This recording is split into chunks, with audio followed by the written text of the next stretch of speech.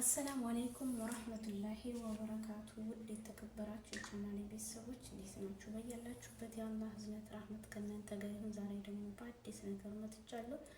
ለቤት አዲስ የሆናችሁ ቪዲዮ ላይክ፣ ሼር በማድረግ ቤተሰቡን የደወል ምልክቱን በመጫን ቤተሰብ አድርጉኝ።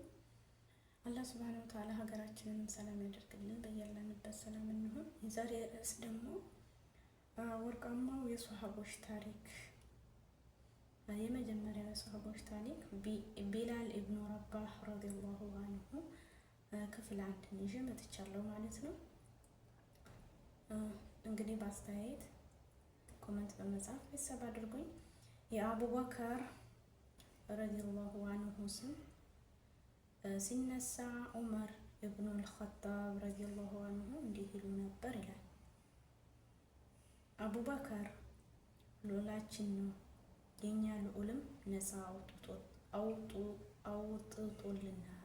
ዑመር ረዲየላሁ አንሁ ልዑላችን ሲሉ ያሞኮሹት ግለሰብ ታላቅ ሰው ነበር፣ እጅግ በጣም እድለኛ።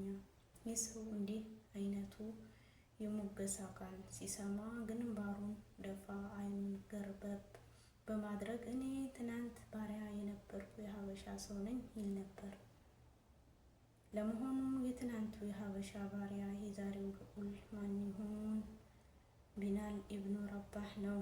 የኢስላም ሙዓዚ እና የጣዖት አሳፋሪ ነው። የእምነትና የእውነተኝነት ኢማም ሲዲቅ ወርቃማ ፍሬ ነው። በየትኛውም ጊዜና ቦታ ከሚገኙ ሙስሊሞች መካከል ቢያንስ ከ17ቱ ቢላል ቢላል ያውቁታል። ስሙን፣ ዝናው፣ ሚናው በሚገባ ያወሱታል። በሚሊዮን የሚቆጠሩ ሰዎች አቡበከር ዑመር እንደሚያውቁት ሁሉ የቢላል ስም እንግዳ አይሆንባቸውም። ሕፃናት ቢላል ምን ነው ብለህ ብትጠይቅ የአላህ መልእክተኛ ሰለላሁ ዐለይሂ ወሰለም ሙዓዚን ነው ይሉሃል። አሳዳሪው በጋለ ድንጋይ ላይ በማስተኛት ሲያሰቃየው ወደ ጥንት እምነቱ ከመመለስ ይልቅ አሃድ በማለት ጽናቱን የገለጠ ሰው ነበር የሚል ምላሽ ታገኛለህ።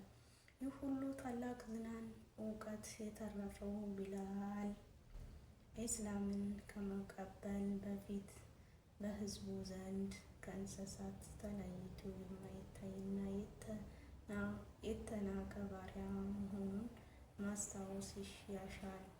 ይህ ሰው ኢስላም ባይቀበል ኖሮ የአሳዳሪውን ግመል ከመጠየቅ ሌላ የህይወት ሚና የሌለው፣ እንኳን ከሞተ በኋላ በህይወት ዘመኑ አስታዋሽ አካል የሌለው ተራ ፍጡር ሆኖ በቀረ ነበር። ነገር ግን በእውነተኛ ኢማን በመጠመቁ ታታሪና ቀናው በመሆኑ ገባበት። ሃይማኖቱም እጅግ ታላቅ በመሆኑ ቢላል ኢስላም ከሚያወሳቸው ድንቅ ሰዎች መካከል በመጀመሪያ ምዕራፍ ተጠቃሽ ለመሆን በቅቷል። እንደውም ከፍተኛ የታሪክ ሰዎች የቢላል ያህል ትውስታ አልተቸገሩም። የቆዳው መጥቆር፣ የሙያው የዘሩ እውቀት ያለመሆኑ በሰዎች ዘንድ ትናንት ነፃ የወጣ ባሪያ መሆኑ ቢታወቅም ኢስላምን ከመረጠ በኋላ ወደ ከፍተኛ ደረጃ ማዕረግ ለመሸጋገር አላደገውም። እንደ ቢላል ያለ አረባዊያ ያልሆነ ባሪያ ዘመድ ሀያል የሌለው ሰው በታላቅ ዕጣ ይበቃል ብሎ የሚገምት አልነበረም። ከቁሬሽ ነገድ ውስጥ በታላቅነታቸው የሚታወቁና ኢስላምን የተቀበሉ ግለሰቦች ሲመኙት የነበረው የነቢዩ ሙሐመድ ሰለላሁ ዐለይሂ ወሰለም ሙዓዚ የመሆን እድልም ቢላል ማግኘቱን የሚደነቅ ነው። የቢላል እናት ጥቁር ሀበሻ ናት። የአላህ ውሳኔ የሆነና የበኒ ሹመህ ጎሳ አባል ለሆነ ሰው በባርነት ተመዘገበች። እናቱም የዚሁ ጎሳ አባላት ባሪያ ነበረች። ዛሬ አንዳች መብት የሌለውና ለነገም አንዳችም ተስፋ የሌለው ተራ ባሪያ ነበር። ቢላል የሙሐመድ ሰለላሁ ዐለይሂ ወሰለም ዜና ከቢላል ጆሮ መግባት ጀመረ። የመካ ሰዎች በትኩስ ወሬነት የሚነጋገሩት ሙሐመድ ሰለላሁ ዐለይሂ ወሰለም ነብይ ነኝ ብሎ የመነሳቱ ጉዳይ ነበር። አሳዳሪው እንግዶችም በዚሁ ርዕስ ጉዳይ ላይ ሲወያዩ ይሰማል። በተለይ ኡመያ ኢብኑ ኸልፍያ የተባለው አሳዳሪው ተንኮል የተሞላበት ውይይት ምክክር ከጥቂት ሰዎች ከበርካታ እንግዶች ጋር ሲነጋገር አድምጦታል። የቢላል ጆሮ ተሰብሳቢዎች ከሚናገሩ ከጥላቻ ንግግር ውስጥ ሙሐመድ ሰለላሁ ዐለይሂ ወሰለም ስለተነሱበት ዓላማም ምን እያሉም እንደሚያስተምሩ ሲቀነጭብ ብቻ አዲስ የመጣውን ዲን ለአካባቢው እንግዳና ስር ነቀል ለውጥ ለማምጣት ያለ ሙሐመድ ሰለላሁ ዐለይሂ ወሰለም ምንም እንኳን ነብይ ነኝ ብለው በመናገራቸው ተቃውሞ የገጠማቸው ቢሆንም ታማኝ፣ እውነተኝነት፣ የስነ ምግባር የታነጸ መሆናቸው ከጠላቶቻቸው ቁንጮች አንደበት አድምጦታል። ሙሐመድ አንድም ቀን መሽቶ አያውቅም። ዝምተኛ ሆነ፣ እብድ አልነበረም። ዛሬ ግን እኛ እርሱን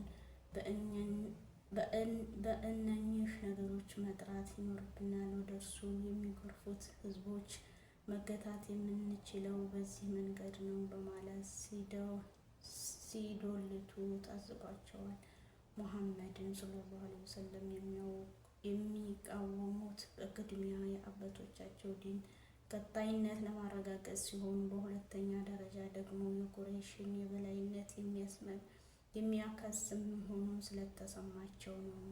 ቁረይሽ በመላው አረብ ለጣዖታዊ እምነት ማዕከል በሆነችው በመካ የሚገኝ ንግድ በመሆኑ ተፈሪነቱና ከበሬታው የላቀ ነበር። በሶስተኛ ደረጃ በኒ ሐሺም ተብሎ በሚታወቀው የነቢዩ ሙሐመድ ሰለላሁ ዐለይሂ ወሰለም የዘር ሐረግ ቤተሰብ ላይ ያሳደሩት ቅናትም ምቀኝነት ነበር። ከበኒ ሐሺም ቤተሰብ ነብይና መልእክተኛ መምጣቱ እንደ ሽንፈት ቆጥረውታል።